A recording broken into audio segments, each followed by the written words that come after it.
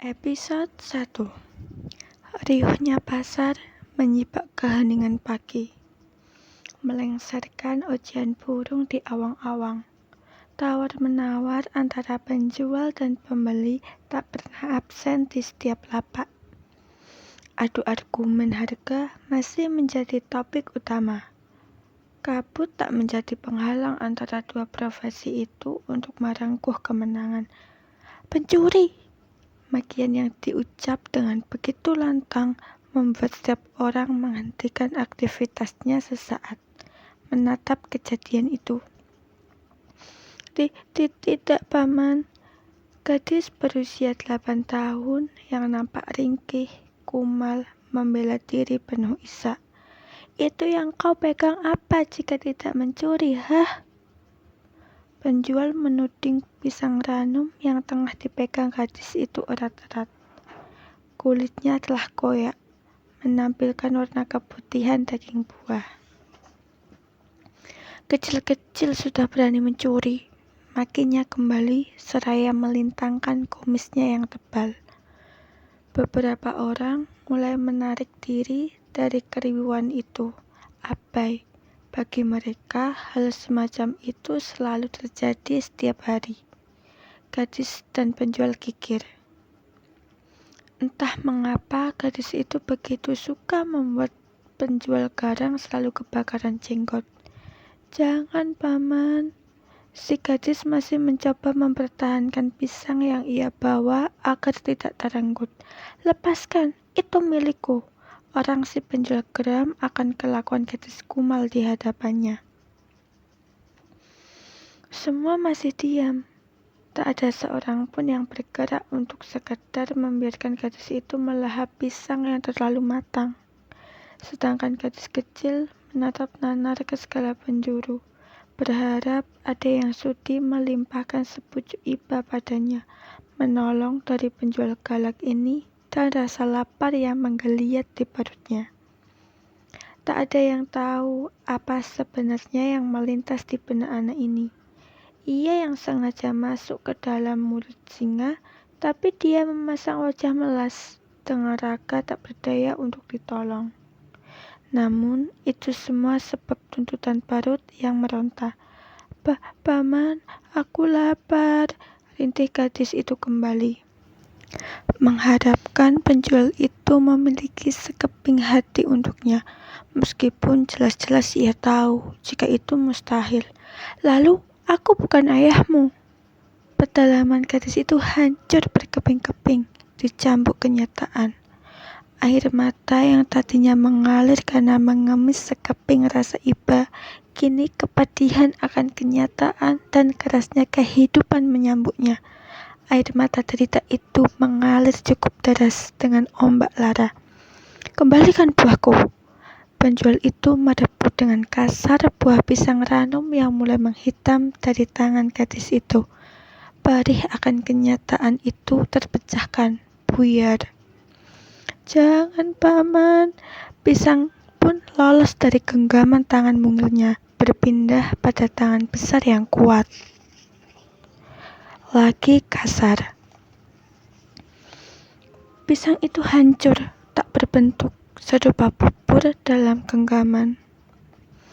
Gadis itu terisak menuai kehampaan.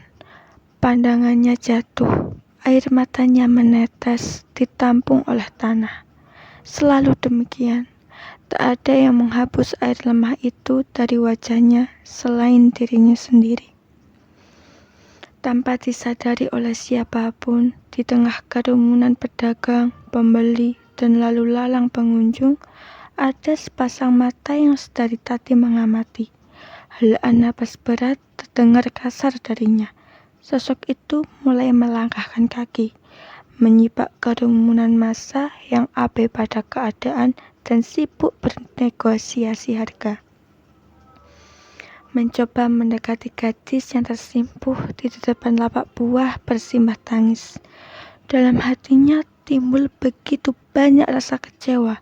Ia tak mengira di dalam negeri yang begitu makmur di mata dunia ternyata tersembunyi ketidakkeprimanusiaan.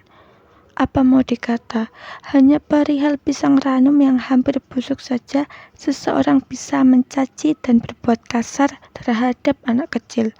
Bahkan penjual itu sama sekali tak acuh pada isakan menyayat dari gadis itu. Belum ada 5 langkah, kaki pemuda berperawakan tinggi itu berhenti. Seringai bias timbul dalam wajahnya. Ia mengira seorang gadis dengan kerudung yang menutupi seluruh kepalanya dengan selendang datang untuk membantu anak kecil yang terzolimi. Tapi ia hanya seorang pembeli yang membeli buah dari pedagang tak bernurani itu. Bahkan setelah kelakuannya masih ada yang mau membeli. Sepasang mata milik si pemuda menatap sinis gadis berkerudung. Sang pemuda kembali memacu kakinya. Tapi untuk kesekian kalinya ia kembali berhenti ketika melihat gadis berkerudung itu duduk bertekan di atas telapak kaki di sisi anak kecil itu. Berbicara beberapa patah kata hingga berdiri bersama. Timbul senyum di antara keduanya. Ia menghembuskan napas lega. Di tengah minimnya keprimanusiaan, ternyata masih ada orang berhati. Nyisanak, jangan kotori tanganmu dengan merangkul anak tak berbapak itu.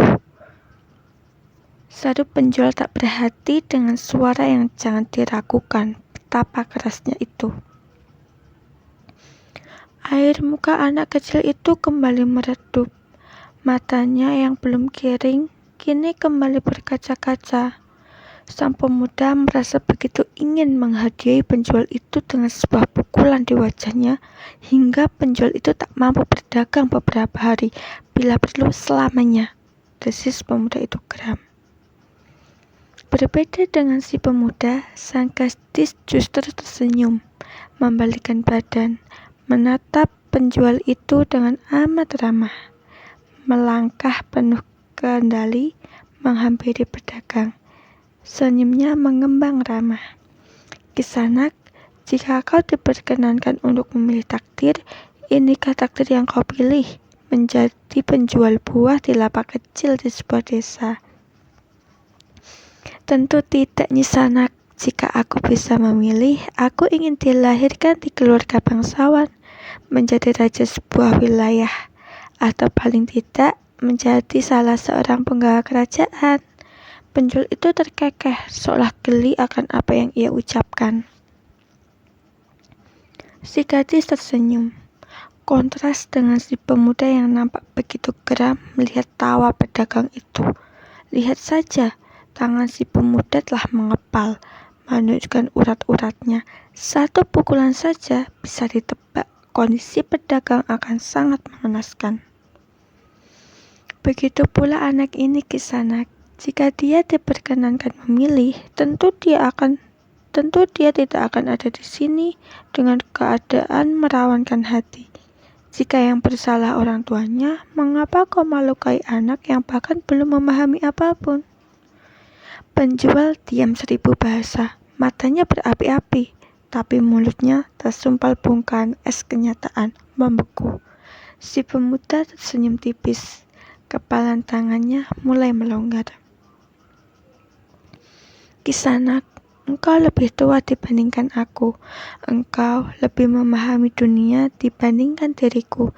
Jadi engkau pasti bisa mengerti apa yang aku ucapkan.